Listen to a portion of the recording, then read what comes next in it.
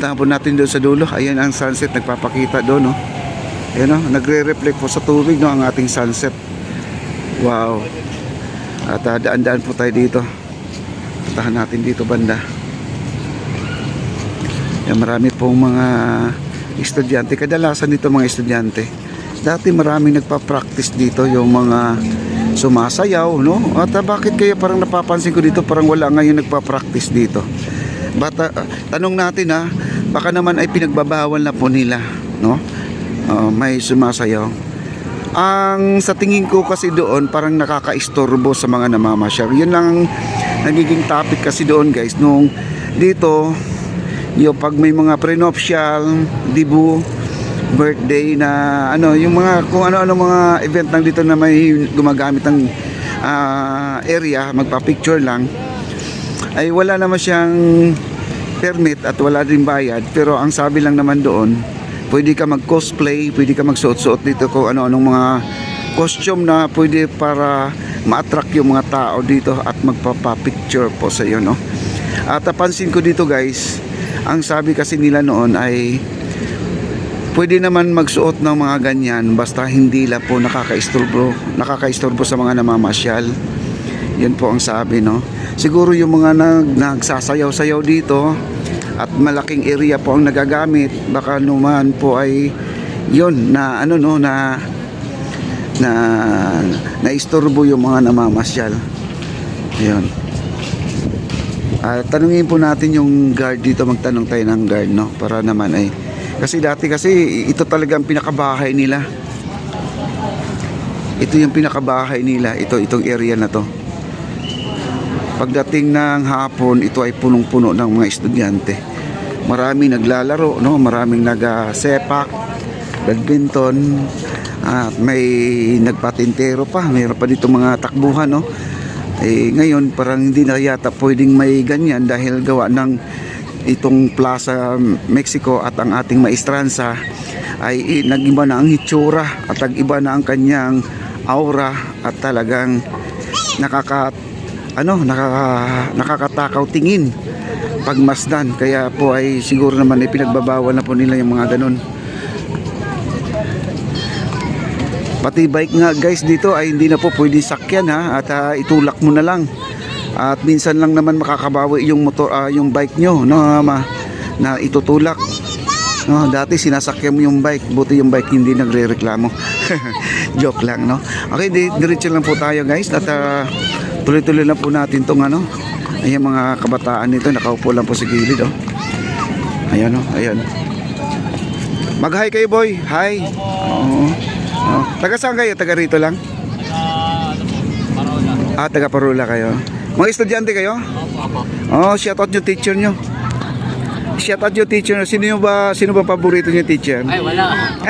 Tatuin po. Tawag kay Ma'am Tatuin. Salamat sa bakasyon. Paborito mo yung teacher na yun, ha? Opo, 21st, pati pagbasa po.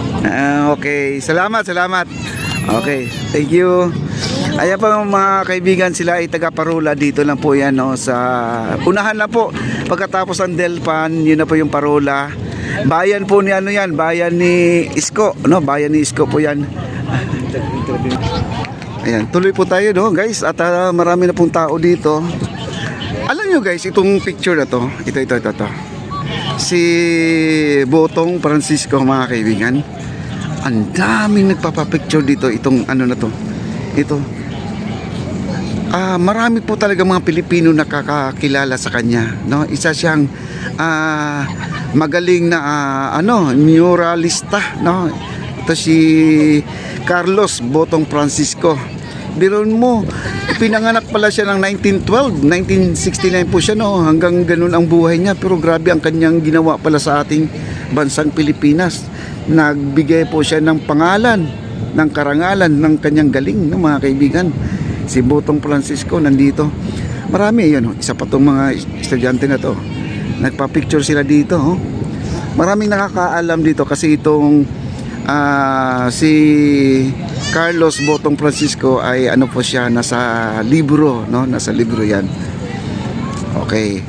Kaya ako ay namangha dito kahit nasabihin po natin ay tarpaulin, hindi siya gawa sa kung anong materyales, siya ay tarpaulin, no? Yan po ay talagang nagpa-picture talaga sila diyan sa tarpaulin na yan. Kasi iba pala ang history ni Botong Francisco, mga kaibigan. At maganda rin yung ginawa niya dahil siya po ay nagbigay ng karangalan. Bilang isang Pilipino, magaling na mural painting, no? Siya po ay talagang napakagaling. Ayan po at ayan po ang doggy, oh. Yan po takbo-takbo kanina yung doggy niya, no?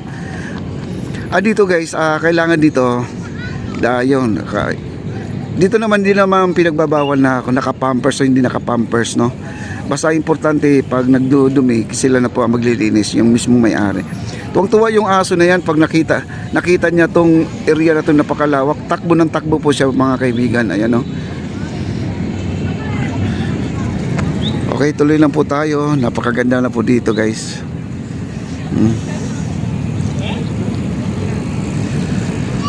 Ang ating sunset, guys, ayun na po. Hindi na po natin makikita yan dahil wala po siyang tubig, pero pulang-pula po ang kanyang ang kanyang pagkabilog, no? Pulang-pula. Ayan, okay, lakad lang po tayo. Wow.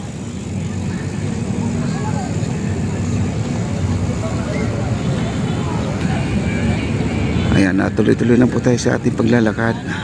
Bukas darating po yung mga tindahan natin. Babalik po sila dito sa area na to. Ayan, napapansin niyo dyan, may mga itim-itim po dyan. Ayan, dito po nakapwesto yung ating mga pagkain, no? At 5 tent lang po ang merong nandito, ang inalaw. Kaya lang dito, guys, may mga patak ng ano ba yan, mantika siguro yan, kasi meron kasi kadalasan dito mga prito, shake, yun po yung mga ginagamit dito na pamamaraan sa sa pagtitinda nila, no?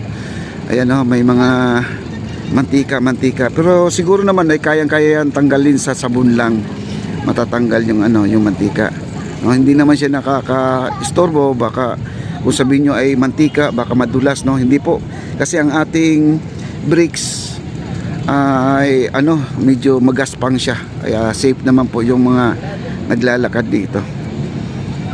Wow, ayan guys, napakaganda.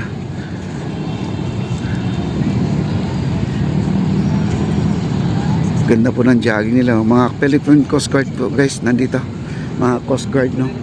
Ito ang madalas nilang mapupunta. Dati, guys, ang pinagjajagingan talaga Manila Bay. Ang dami talaga nagjajogging ngayon. Ngayon dito na lang po sila. Yung mga malapit lang po sa kagaya ng nandito sa may Baseco, Delpan, part ng Tondo, Binondo, dito na lang po sila pupunta, no? At hindi na po sila lalayo pa.